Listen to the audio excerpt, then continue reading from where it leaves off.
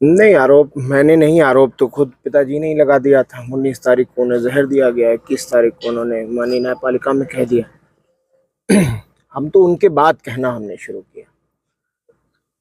कोई व्यक्ति जो फिट हो बिल्कुल सेहत से, वो अचानक से खाना खाने के बाद बीमार हो गए और उनको महसूस हो गया। उन्होंने लिखित में दिया माननीय न्यायालयों में, और वही हुआ कि 26 तारीख को तबीयत इतनी बिगड़ गई, आउट ऑफ कंट्रोल, कि मूर्छित अवस्था में जब वो बेहोश होकर गिर गए तो उनको ले जाके मेडिकल कॉलेज बांदा में एडमिट किया और डॉक्टरों ने उन्हें गंभीर पाकर आईसीयू में एडमिट कर लिया। कभी आप में से किसी ने नहीं सुना होगा कि एक व्यक्ति अगर ठीक भी हो जाता है, आईसीयू से स्वस्थ भी हो जाता है, तो भी 12 घंटा, 24 घंटा, 48 घंटा ऑब्जर्वेशन में रखा जाता है। 4 बजे भोर में 26 तारीख को आईसीयू में, और 5 बजे शाम में बांदा की तन्हाई बैरिक में, जेल में। कहीं सोचा है किसी ने ऐसा हो सकता है? कुछ नहीं। तो इसलिए इल्ज़ाम तो जो हमने लगाए हैं वो तह बतह खुलते जा रहे हैं, तह बतह वो साबित होता जा रहा है। और एक दिन उन्होंने किसी तरह गुजारा है। 28 को मेरी उनसे वार्ता हुई, लगभग 4 बजे उनकी इंतकाल होने से 3 घंटा पहले या 2 घंटा पहले। आपका फोन जो वो सब वायरल है, सब जान रहा, देख ही रहे हैं सब लोग। और उसके बाद उनको बेहोश होकर गिर गए वो, और हार्ट फेल हो गया उनका, ये इन लोगों का कहना है। इसके पीछे एक गहरी साजिश है। हमने साफ कहा है कि ये स्वाभाविक मौत नहीं है, ये सुनियोजित हत्या है। अब्बास अंसारी से मिलने गए थे आप? जी, मिलने गए कैसी थे। रही हमारे बड़े भाई हैं, विधायक हैं, जेल में बंद हैं, एडमिनिस्ट्रेटिव पावर है, डीएम को नहीं आने दिया गया। स्टेट चाहता ला सकता था, नहीं। इत्तेफाक था कि माननीय उच्चतम न्यायालय सुप्रीम कोर्ट बंद थी, वरना निश्चित रूप से वो यहाँ होते उस दिन, कि मुझे यकीन है अपनी न्यायपालिकाओं पर। लेकिन चलिए, नहीं आ पाए। अब आगे के लिए हम लोग प्रयास करेंगे। स्वस्थ हैं, ठीक हैं, बहुत ज़्यादा हिम्मत से क्या हैं, कह रहे थे? बहुत साबिर हैं, बहुत सब्र कर रहे हैं। कहेंगे क्या यार, पुत्र के लिए पिता सब कुछ होता है भैया। आप खुद सोचो, आप भी किसी के पुत्र होंगे। अब हम दोनों भाइयों के बीच की बात है, मैं आपसे तो कतई नहीं बताऊंगा। बस इतना कह रहा हूँ कि बहुत मजबूत हैं, बहुत ठीक हैं, और रोज़ा रख रहे हैं, नमाज पढ़ रहे हैं, कुरान शरीफ पढ़ के तिलावत करके बख्श रहे हैं, उनके लिए दुआ कर रहे हैं। एक पुत्र अपने पिता के लिए कुछ कर नहीं सकता है, और हम दोनों भाई उनकी सेवा नहीं कर पाए। जीवन भर भी सेवा करते तो भी उनके लिए कुछ नहीं कर पाते। और अब तो हमारे पास बस यही मौका है कि जो रास्ता वो गरीब, मजलूम, बेसहारा, यतीमों को, कुचले लोगों को सताए जाने के लिए वो जो लड़ाई लड़ते थे, उनका आंसू पोंछते थे, उनकी मदद करते थे, अब वो रास्ता हमें, हमारे लिए छोड़ गए हैं। हम उसी तरह गरीबों को लामबंद करके, एकजुट करके उनकी मदद करेंगे, उनके लिए खड़े रहेंगे। यही आशा और यही उम्मीद हमारे सीनों में है। उमर, एक सवाल छोटा सा है कि तमाम लोग आ रहे हैं, उनकी कब्र पे फातिया पढ़ रहे हैं, वीडियो कॉल के जरिए लोग जी, मुख्तार अंसारी का दर्शन कर रहे हैं। चलिए, सच तो बताया आपने कम से कम।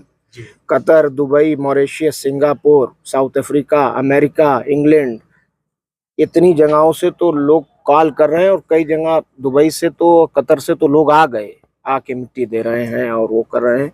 और वो तो एक अलग बात है। जो गरीब जनता है पूरे 7-8 जनपदों में, बहुत ज़्यादा दुखी है। बहुत लोग 3-3 दिन, 4-4 दिन तक तो खाना नहीं बना, लोग दही खा के रहे हैं। और हर वर्ग में ये हाल है, हर वर्ग में। और उस दिन का जो जनाजा था, वो सही कहा विधायक जी ने अभी, कि उस जनाजे ने, उस मीडिया के जो प्रोपेगेंडा था माफिया और गुंडा कहने का, उसका भी जनाजा उसी दिन निकाल दिया। मेरे पिता, कोई कुछ कहा करे, जबान है उसमें हड्डी तो होती नहीं, कोई कुछ कहा करे, मेरे पिता रहनुमा थे। गरीबों, मजलूमों, बेसहाराओं के लिए वो कभी ढाल बनकर खड़े रहे तो कभी तलवार बनकर लड़े। उमर, एक सवाल पब्लिक के बीच में है, जनता भी जानना चाहती है कि मुख्तार अंसारी के आप 2 पुत्र थे और उनकी जो पत्नी है, आपकी माता जी, उन्होंने शायद दर्शन नहीं किया। सही बात। उनके लिए क्या कर रहे हैं, वो क्या हाजिर होंगे? मेरी वकील से बात हुई थी, हाई कोर्ट इलाहाबाद के गोपाल चतुर्वेदी जी, वो मेरी वालदा के, मेरी माता जी के वकील हैं। उन्होंने बताया कि हम जुडिशियल रेमेडी लिए हुए हैं, उम्मीद है कि जल्द इंसाफ मिले। उम्मीद तो हमें रखनी चाहिए, उम्मीद रखें। तमाम लोग दर्शन कर रहे हैं, आप भी चाहेंगे कि माँ जो है वो? अब जख्मों को मत खुरे दिए। मैंने बहुत साहस, बहुत हिम्मत, बहुत ढाढ़स बना रखा है। मैं 25 साल का ही हूँ अभी। मेरा भाई नहीं है, मेरी माँ नहीं है, मेरे पिता चले गए हैं। लेकिन आप माननीय लोग जो पिताजी के साथ रहे हैं विधानसभा में, एमएलसी लोग, विधायक लोग, वह तमाम नेता लोग फ़ोन करके बहुत लोगों ने बहुत प्यार दिया है, हिम्मत दी है, साहस दिया है, और सबने कहा है कि बेटा तुम अकेले नहीं हो और तुम्हारे पिता की हत्या हुई है और हम इस लड़ाई में तुम्हारे साथ हैं। कानूनी रूप से हम अपनी लड़ाई को जारी रखें। उमर भाई, आखिरी सवाल, 40वां से पहले क्या लगता है कि अब्बास भाई भी आप? भैया उम्मीद तो किया जा सकता है, हम लोग प्रयास कर रहे हैं। उमर, एक खबर आ रही है कि बांदा जेल में लोग दुखी हैं या जिस भी वजह से टमाटर और नमक खा रहे हैं, कुछ ऐसी सूचना आ रही है? एक सूचना आपको नहीं होगी, मैं दे दूं। जिस दिन उनको पंजाब से ले आया गया था बांदा की जेल, उससे पहले वो बांदा रह चुके थे, फिर पंजाब चले गए थे। पंजाब से जब वापस सुप्रीम कोर्ट के ऑर्डर पे लाया गया तो सुप्रीम कोर्ट ने कहा था कि उनकी मेडिकल एडिक्वेट फैसिलिटीज का ध्यान रखा जाए। और जब बांदा की जेल लाया गया था तो बांदा की क्यारी में, जेल की क्यारियों में कोई फूल नहीं बचा था। ये बात किसी को पता नहीं, मैं आज खोल रहा हूँ इस राज को। कोई फूल नहीं बचा था। वहाँ के कैदियों ने, जब वो अंदर घुसे हैं जेल के, तो सारे बंदियों ने, उस वक्त जेल खुला हुआ तो सुबह के 6 बजे उनको जब दाखिल किया गया, जेल खुल चुका था, तब तक जेलर के कमरे में बैठा हुए थे। सारे कैदियों ने फूल सारे तोड़ के क्यारियों से, और उनको फूलों की वर्षा उनके ऊपर की थी।